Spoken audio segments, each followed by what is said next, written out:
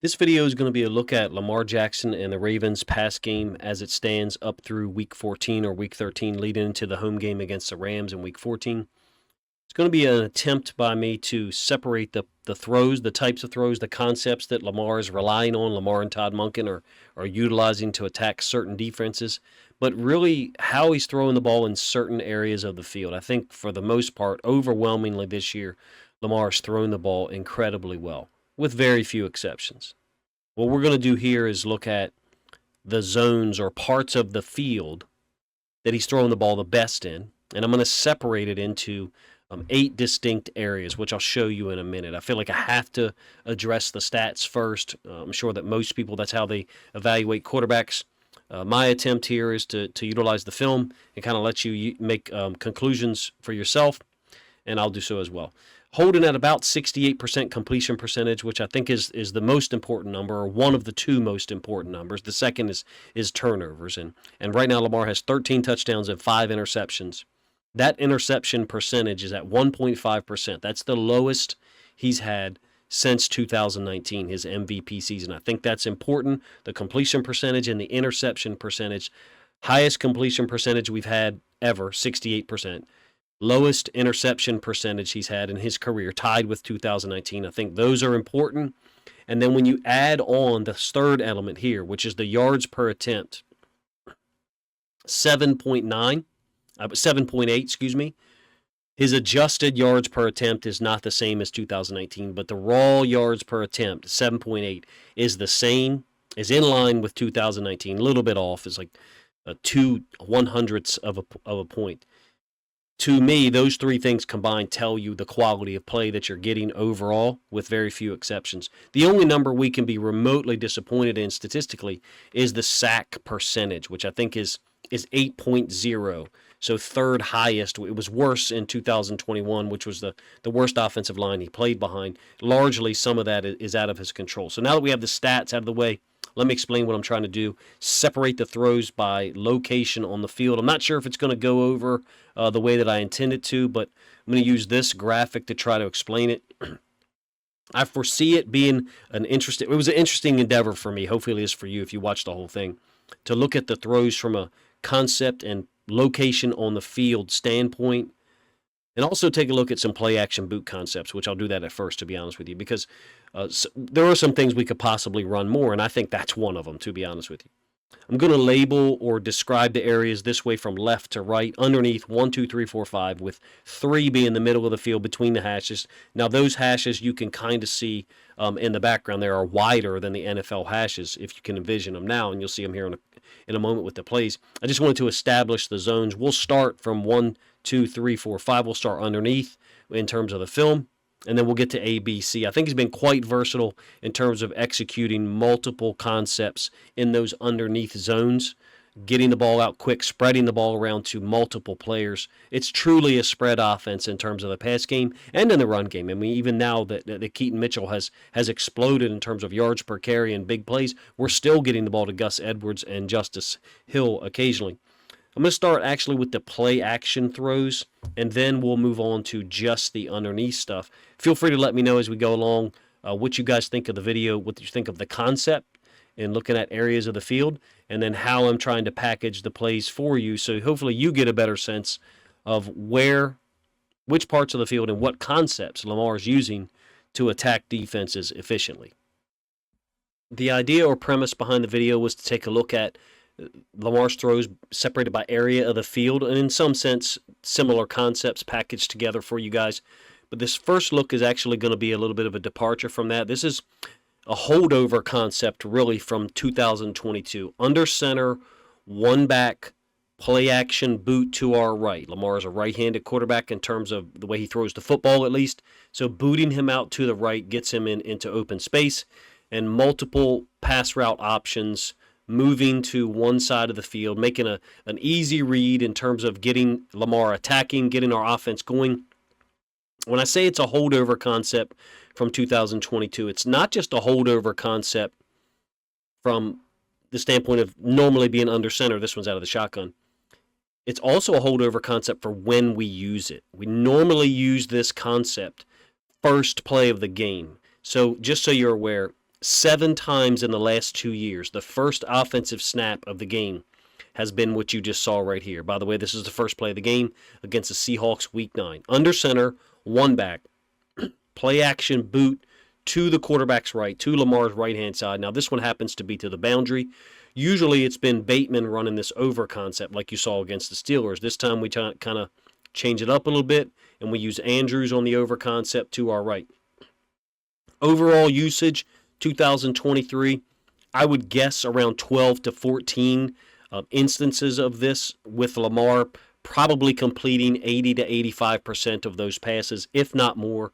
Again, early in games from a completion standpoint, high level completion. This is first play of the game against the Bengals. It's not under center, it's in the shotgun, but conceptually we're talking about the same concept. Play action, a little bit of a mesh between Lamar and Gus Edwards. We're not talking about a route originating from the left-hand side of the field like Bateman on the first play I showed you, or Andrews on the previous play, week 9 against the Seahawks. This is Andrews, week 11, originating from the same side of the field. So conceptually what we're talking about is play action, either under center or in the shotgun, 2 of the 4 iterations I've shown you, and routes that originate from the other side of the field, left to right, or in the case of Andrews, right-hand side is a typical tight end, ending up in the same area of the field. For whatever reason, it's a holdover concept from 2022, even though we've switched offensive coordinators. Nonetheless, it's been a big boost for Lamar and the offense, attacking people with the pass game early. We've used it as a game starter, like I said, or a drive starter on the second or third possession. This particular iteration of it, under center, one back, didn't work out well. Clearly, we got a intentional grounding call. Very rare and I would say a somewhat anomalous response from the Chargers defense. Normally the edge defender is going to either run down the line to take the running back on the run concept or veer off to the quarterback, or kind of half man it, shuffle square and then respond to seeing the football tossed or ran away, or go to the quarterback late. In this case, you get a D tackle that kind of folds to the outside. I'm not sure that this was an intentional call to stop this play. The nose tackle for the Chargers is stunting to this side, as well as the DN/D tackle. And Mack is, for whatever reason, hanging out, not doing either one of the things I described to you a moment ago. I think it's an anomalous situation. I'm not convinced at all that call was made to stop a boot that we hadn't shown in that game. We had ran the toss off the same look, basically with Ricard motioning. The same look here. We'd run the toss 3 times, and unsuccessfully, I think, in that game.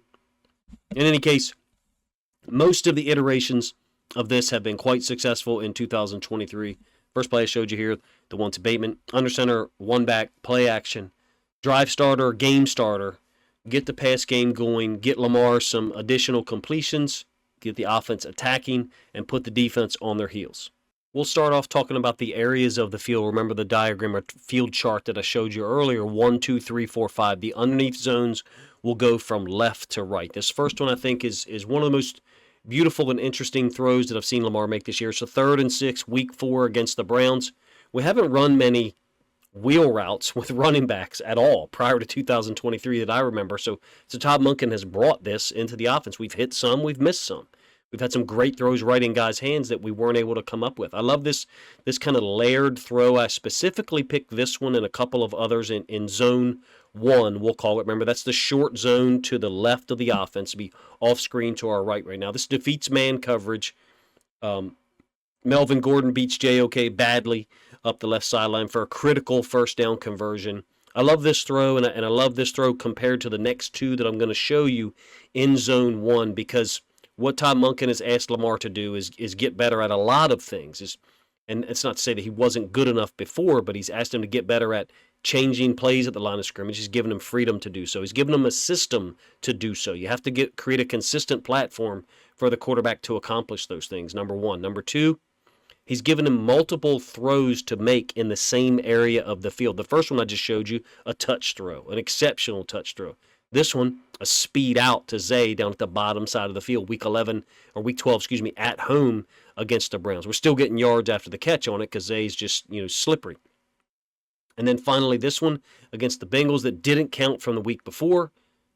a zippy type throw, putting some juice on the ball, screen to the downside of the field that Zay takes for 68 yards, gets called back. 3 different throws, if you ask me, in the same area of the field. So what I'm trying to illustrate to you guys is not just throws in one area of the field that Lamar's been good at, or very good at in some cases in 2023, particularly zone 2 and zone 4. Where we're talking about now is pretty much, this area of the field, with zone 2 being between the top of the numbers and the hash to the offense's left, and the mirrored or corresponding zone or area being zone 3 between the top of the numbers and the hash to the other side of the field. Everybody doesn't number it like this. Did this with youth and high school kids before to kind of help them understand coverage areas. In some cases, we had our coverages on defense utilizing those numbers when we would void a zone, and I won't go into what that means to void a zone. But in any case, zone 1, an area that he's kind of torn up at various times in the field. This is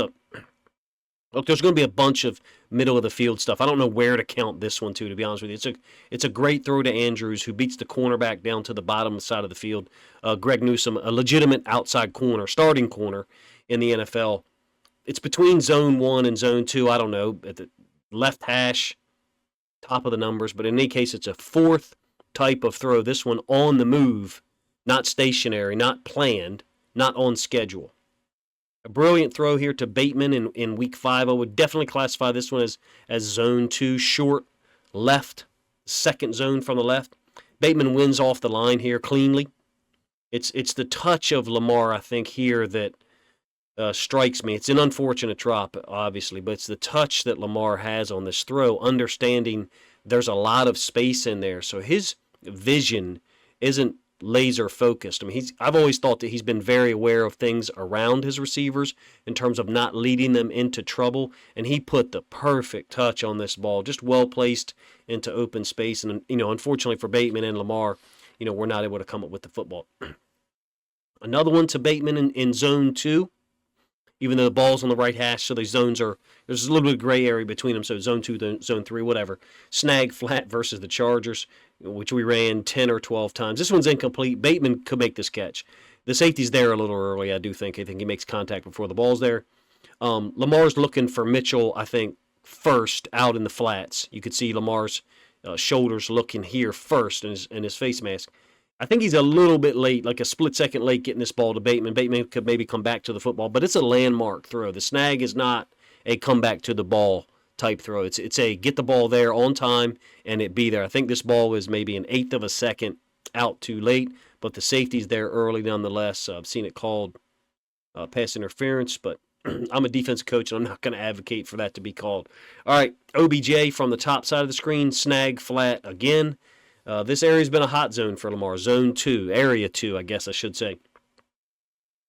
Against the Chargers, we used it a lot. OBJ hits this area against the Titans. He hit this area against the Lions. Well, the mirrored side of it, I should say, number 4. The window to me is open because of our ability to run the football. And Lamar's fakes, some would say they weren't very good previously. I offer to you that the pistol makes things more difficult to have a high-quality play fake. I've never really felt like pistol play fakes are effective in any level of football, high school, college, NFL. From typical shotgun, it's a little bit easier, but you can see it's very similar to the one I showed you from the previous play. He looks for the route out in the flats. Zay turns his shoulders, comes back to OBJ, complete, gets us a first down. This is the slant for a first down to OBJ, not snag flat, so you're not sitting it down. You're actually running a slant. Call it zone 2 between the top of the numbers and the hash again, 32 yards. Quick read by Lamar. OBJ's really brought this route to the forefront, I think, for the Ravens in 2023. Again, we didn't run many running back wheels. We didn't run many slot fades prior to Monken's offense, and I didn't think we hit the slant a whole lot prior to 2023 either. If you can remember some that I'm incapable of remembering right now, feel free to let me know in the comment section what game it was from last year. I just don't remember them.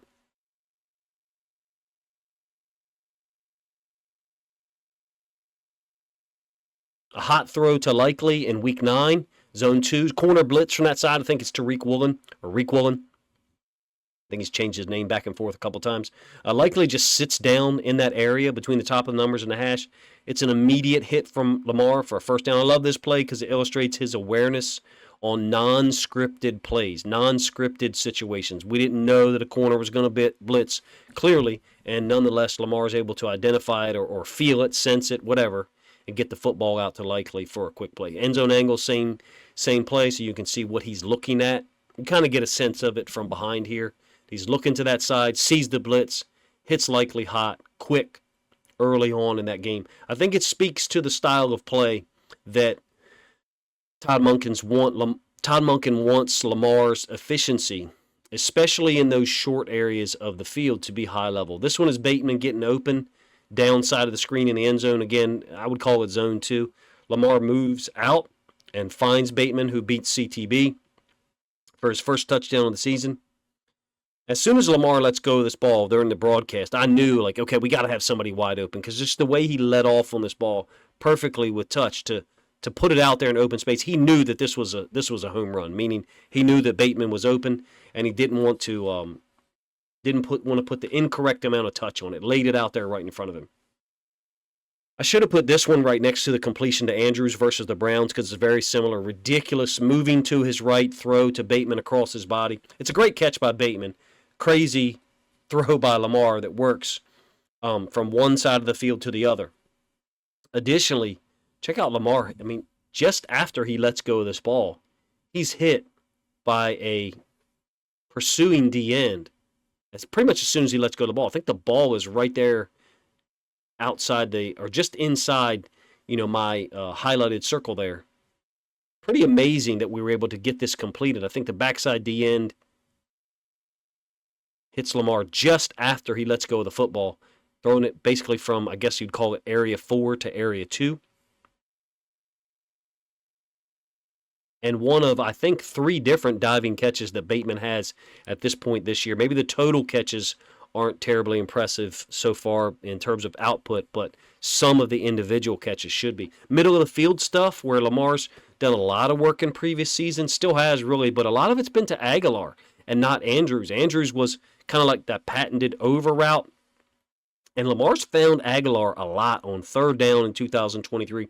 Been able to find him quick as the first read, or like here, the second or third read, because Lamar is clearly looking to this side where Likely is, and I'm not sure who else is off screen here, but it's a 17-yard gain against the Bengals in week 2, where I think he's clearly gotten to the third portion of the read, going from left to right. This one's even better. Week 9, third possession against the Seahawks. It's another snag flat concept, which you see a lot. But Andrews is the sit route in the middle of the field. It's 1, 2, 3. So Lamar's looking Likely, and then the snag to Flowers, which Bobby Wagner takes. And in this case, Lamar works all the way to the third one, which is Andrews. So I love the concept. Andrews is sitting down here. We call it a sit route between the hashes in zone 3. Bateman has a ridiculous catch in the middle of the field here, week 9 against the same Seahawks. I guess it's zone 3, or maybe it's B. Maybe it's a deeper route. I don't know. I guess technically that could be a deeper one. Lamar clearly got to the third read.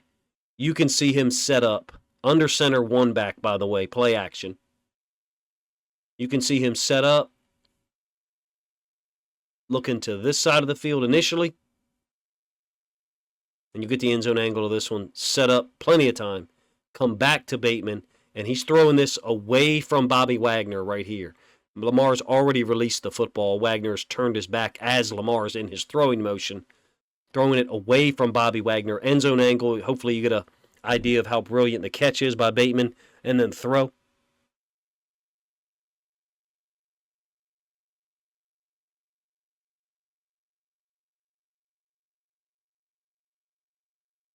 The last one that I'll show you for zone 3, middle of the field, is this 2nd and long against the Bengals. At home, week 11.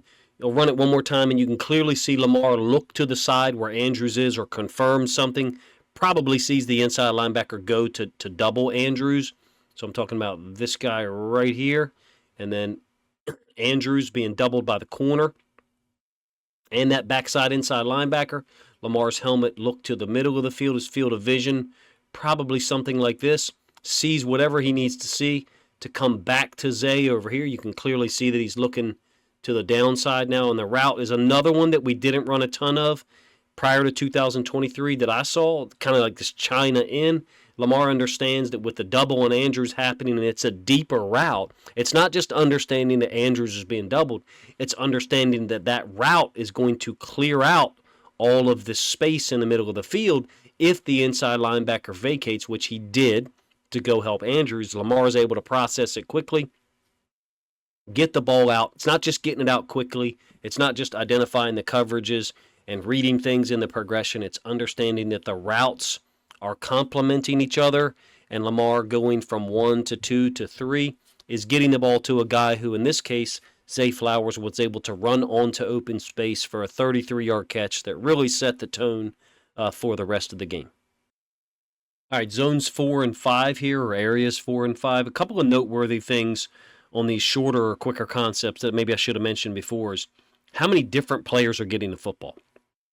Just the underneath stuff, zones 1 through 5, left to right, that I'll finish up with here. You've got Gordon, Bateman, a lot. OBJ, a lot. Aguilar, Andrews, likely. Flowers. And there's guys who make people miss. There's guys who... Another element I think that needs to be talked about more by all of us, myself included, is guys are getting extra yards after the catch. We're getting the ball out quick from a Lamar standpoint. And then guys are getting yards after the catch. Not necessarily on this play, but there's multiple players who can do it. This is a 3rd and 9 on the second possession. 5-man blitz by the Chargers. It's complete on a slant to Bateman. Throws a little bit high, but Lamar's read it quickly. He's gone over to Bateman. He knows where he's going to go, inside leverage. No help there for the cornerback at all. Puts it up, like I said, a little bit high. Great catch by Bateman. So along with the spread element, this is a true spread offense, moving the ball around to different guys and then getting yards after the catch, even though we didn't necessarily get it on that particular play, is the fact that you have guys who are going up and getting the football and making plays at times to help Lamar out. Earlier in that same second possession, this is OBJ on a quick slant for 11 yards. Just these are 2 strikes. The first throw may be a little high. This one's not. It's right down there for OBJ to get it. A clean win on the inside. Again, like I said, OBJ seems to have brought this route with him. I know he's got the reputation of being a great slant runner, but OBJ, Bateman are winning on slants. Haven't hit Flowers or anybody like that on one necessarily, but those are our ex-receivers. Those are our outside guys, and they're winning to the inside more often than not. OBJ on another one. This one's brought in a little more, if you ask me, from the bottom side of the screen. I think it's just to replace the inside linebackers, basically. Ends up being a 5-man rush because they're bringing Derwin James off the top side. Interestingly, Derwin James is blitzing from up here, and then he ends up getting involved in the tackle. Just tremendous pursuit. These are all Zone 4, Area 4. Zone 5 has been less consistent. I guess number one, it's been less consistent, but there's really not that many iterations of it. We aren't throwing out there as often as I have plays labeled 1, 2, 3, and 4. There's just not as many iterations of them. I'm only going to show you 3 of them. This is just one illustration of a, quote, bad setup. Interception against Texans in Week 6. Nonetheless, we do have some good ones. Wide side of the field here. Actually, the ball's in the middle of the field. My apologies. 3rd and 6 against the Colts against a cover 2 zone. It's going to be to Zay. Lamar is clearly reading that side of the field in terms of where he is orienting his body and looking. He's got Andrews and Flowers over there. No surprise. And the throw is on time on this little out to Zay. There you can debate whether he actually got the first down or not, but nonetheless the refs gave it to us. Last one in this area of the field, I think, perfectly illustrates the fact that we have multiple guys who can break tackles and get yards after the catch, which is making the short pass game more effective than maybe the, what do you call it, the ADOT, average depth on target, because guys are able to get yards after the catch. In this case, it's likely a backup tight end, a guy who probably has the 6th or 7th most targets on the team. He's a guy who's able to break tackles and get a 14-yard gain like you see here from Week 12. You guys let me know what you think of the film study so far. We're going to look at deep pass zones next, A, B, and C, left to right on the field. This was a look at the underneath stuff, how Lamar is getting the ball out quick for the most part. I would say overwhelming majority of time when he's asked to, he's getting it out quickly. If we get a look that we didn't anticipate or that we haven't seen very often, I do feel like Monken and Lamar are able to adjust as the game goes on. There is not a significant amount of data that necessarily supports that point. I would like to have a larger film study about the Ravens offense out on Thursday that will utilize data and and reference some of the play calls and some of the style of play calls. But nonetheless, this is a look at the underneath zones that Lamar is attacking, the concepts that we're using to do so, generally quick game, 3-step stuff, and how efficient I think Lamar's been at getting the ball to multiple players across those 5 underneath zones. Here we'll move on to some deep throws that the Ravens have attempted. We've certainly completed a lower percentage, but that's the nature of throwing deep. That comes with the territory. You're going to complete less passes the further downfield that you attempt to throw them. Some of these misses are overthrows, perhaps. Some of them are more likely Lamar putting the ball away from defenders, converging defenders, so that to avoid them or remove them having the possibility of making a play on the ball. We certainly like to hit more of our deep throws in 2023. However, I think we've hit enough in certain areas of the field, particularly this one, Zone A, even though there's going to be some gray area in terms of how deep the throws are. Are they deep enough to be considered a deep ball? And do Zone A, B, and C, do they kind of merge together for you? In some cases, they will. This one is complete to Rashad Bateman against the Cardinals on the road. Lamar has his left tackle basically bearing down on him from the left side. Bull rushes have clearly been a problem for Ronnie Stanley in 2023, particularly. That I won't belabor that point, but it's a great play on the ball by Bateman. Lamar, I think, has shown a lot of trust, and I'm specifically picking certain plays to show you. The first one to Aguilar, the second one to Bateman, 29-yard gain. Not sure if that falls into a deep pass, in terms of your opinion, but nonetheless, multiple guys getting opportunities to make plays across multiple areas of the field. I think that's the thing that's important. I'm not sure if this one's a deep throw either. It's a deep out by Zay Flowers on a 3rd and 11. It's a great throw, if you ask me, by Lamar from a clean throwing platform at first. Whether you've got a hold on Morgan Moses down here against Aiden Hutchinson, I'm not sure, but it's a great throw in time, a lot of space along the sideline, but really well-placed ball to Zay Flowers on a 3rd and 11 early in that game against the Lions, where you really threaten them upfield with Zay Flowers, and then he breaks it to the outside quickly, and Will Harris, who's a backup DB in terms of an outside corner, isn't able to keep up with Zay, and Lamar puts it in the perfect place, if you ask me, for a huge gain on a 3rd and 11. Another 3rd down, this one 3rd and 5, week 1 against the Texans. I think the Texans blow this coverage for real between the slot defender and the safety. But what's key for us in terms of looking at it is Lamar's working right to left, scanning the field from right to left. Whatever his reads are, he ends up at Zay Flowers, running essentially a slot fade at the top side of the field, while OBJ is basically running a little hitch. So somewhat of a smash concept with a fade element to it, and Lamar sticks that thing in there. Try to pay attention one more time as we go through Lamar, just where he's looking downside, coming back to Zay, doing this multiple times intentionally so you can see it. Down to the right, Bateman likely, 1-2 presumably, comes back and zips that throw in there with the perfect amount of touch. And that's the thing that I think is important with some of these plays that I've shown you. This one goes down as an incomplete, but I think it's one of the best throws that we've seen this year. But I think that's the thing that's important is multiple areas of the field, you're seeing different types of trajectories used. Think back to the first 3 plays I showed you in zone or area A to the left-hand side of the field. 3 different types of throws, and Lamar has a handle, in my opinion, on all of them. Amazing throw, an amazing play by Lamar to escape pressure here and then get this ball out to Zay on the move, over top of a defender, giving him a chance to make a play. Clearly, it ends up being incomplete. Zay's not able to get his feet in bounds. I think it's an important thing to show that in these moments of duress, clearly Lamar is able to make plays with his feet. but he's also able to find people deep down the field. And that throw there, I guess, is a foot and a half off target.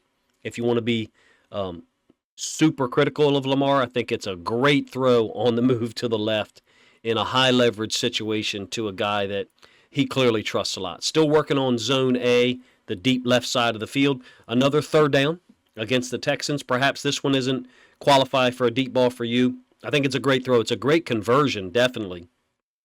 3rd and 6, 3rd and 7. Big moment for OBJ, who I think was brought in for these third down situations, the high leverage moments.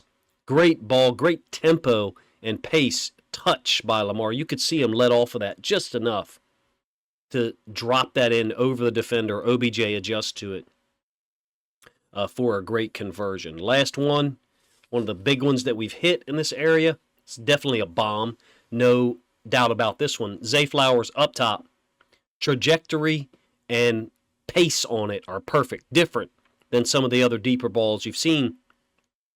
The zip that's on it and the base that Lamar throws from, chooses to throw from on this one. Clearly he's got a lot of time in the pocket as well. Gets a lot into it. The arm has always been there. We know that. People complained about the accuracy, whatever. There's opportunities here this season to hit more of these. Do you think we've hit enough, particularly in this zone, to keep defenses honest, quote unquote? Let's move to the middle of the field deep throws, what I would call zone or area B. To be honest with you, there really weren't a ton of plays in the middle of the field deep. Neither three of these could be concretely considered that area of the field. Feel free to let me know. I'm showing you the film so you can critique my choices of plays. I'm not sure if this one's necessarily a deep throw. Get early in the game against the Lions. First possession, I believe, it goes down for 48 yards. So the gain ends up being a long gain, clearly. It's a nice throw by Lamar, a nice read. Really great design. You got Andrews running the over, the free safety's jumping it in what I consider to be cover 3, and then Zay is going to develop late, dig into that space that's been vacated by the free safety, and like I said, what I think is cover 3. It's a nice read by Lamar. Clearly great scouting and setup preparation by the offensive staff.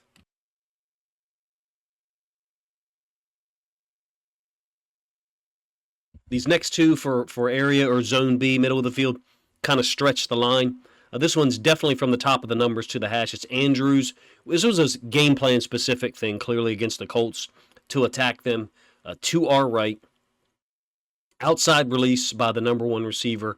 Occupy that corner in what is essentially man. Tight end runs over the top of the second level in what really is a cover 3 with a man designation to the top side where the tight end is.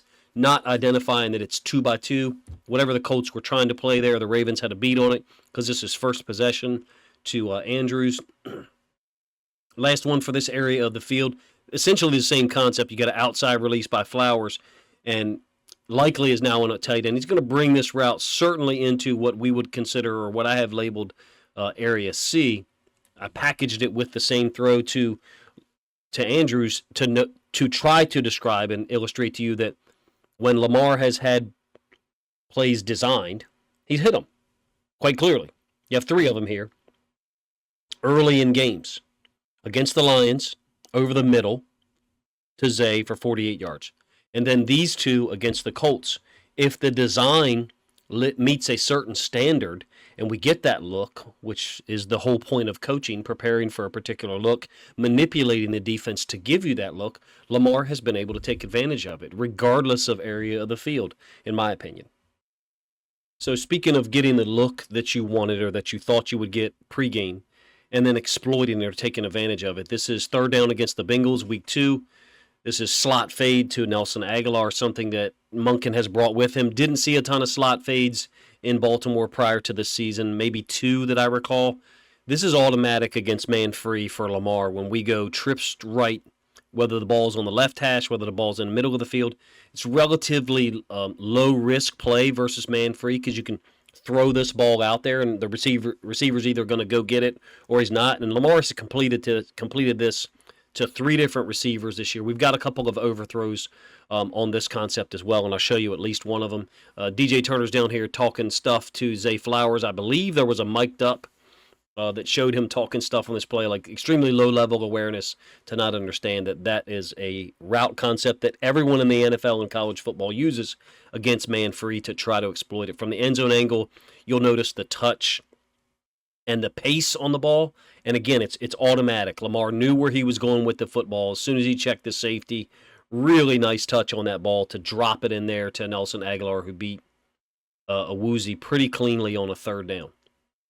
An actual vertical up here to the top side of the screen is a sluggo by Bateman. You do get a hold by Trey Brown here. I feel confident saying this now. The Seahawks DBs are extremely grabby. I think they've been called for the most holds downfield, or close to the most in the NFL at this point in the season.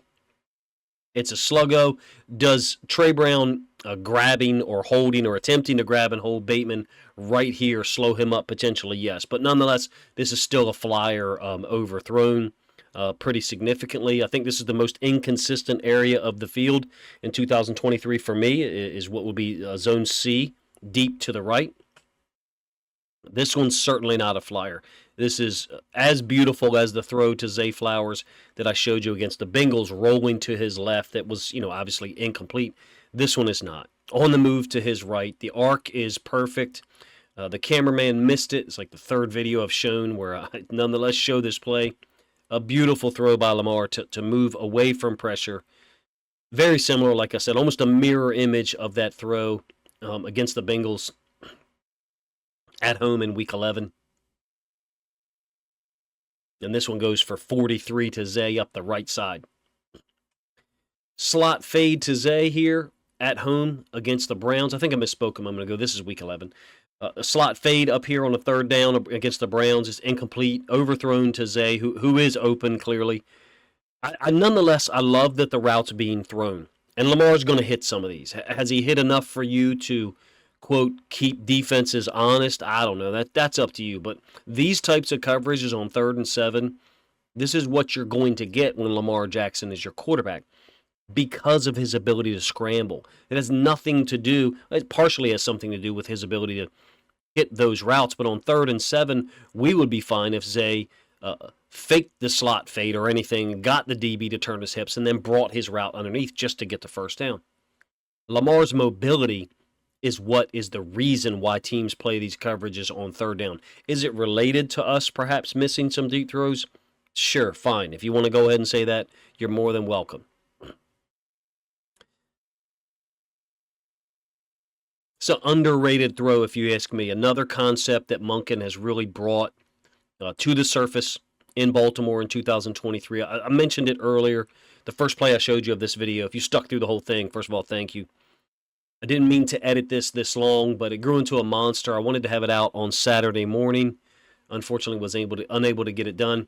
The wheel route out of the backfield to the running back. There's a couple of times where I wish that the X-receiver to the side would kind of bring his route in to try to pick the inside linebacker and make him go underneath. And we actually did that with the Keaton Mitchell wheel in this same game, I think. I'm thinking of 3 running back wheel routes that I know of this year. This one to Justice Hill. I think it's an underrated throw. When I first saw this one, I thought it was underthrown, giving you the end zone angle, because I think it's a better throw than I initially thought weeks ago. Got this one, and then the one to Keaton Mitchell, and then the one to Melvin Gordon on the 3rd down to beat JOK. I think Lamar's 3 for 3 about putting these balls in an area that can be caught. Some would say this ball needs to be thrown further. I mean, it definitely hits Justice Hill in the hands. Maybe Brooks gets a piece of it as well and makes it a more difficult catch than maybe we would perceive. I think Lamar's 3 for 3, at least on the 3 running back wheel routes that I remember. Another underrated throw. This is a fumble by OBJ against the Seahawks. I think 2nd quarter, maybe 3rd quarter. It's a deep comeback. I put it in Zone C because the ball is thrown from the 15, and OBJ catches it at the 38. I think it's a really nice throw. I think it's a great route by OBJ at the bottom side of the screen. Stutter, make it look like he's going vertical, and then come back. I mean, he loses Trey Brown there to get the catch, but Trey Brown's a competitor, number 1. Number 2, he's quick. He's been the guy who's been playing corner a lot, along with Devin Witherspoon. Not sure if you know, Tariq Woolen was actually pulled from a game, I think 2 weeks ago in the middle of the game, not hurt. He has not been playing well in 2023. He just hasn't. Trey Brown's a competitor. We've seen it across 2023. The last one, This is a gorgeous throw again to OBJ, not fumbled. Basically, we would call it a slant fade, and I think Lamar puts it in the exact right spot. This OBJ ends up getting hurt. I think the tackle by Logan Wilson from behind, 51-yard gain. I pause this in a moment. You guys will have to let me know if you're as impressed by the throws, the selection of throws that I picked. I didn't intentionally pick all completions. You know that I put some incompletions in here. I put some that I consider overthrows that maybe some of you do not. I put some that I maybe other people would consider underthrown. I think Lamar at the 68% completion percentage is going to continue to play that way, perform this way throughout the season. I don't see that dynamic changing.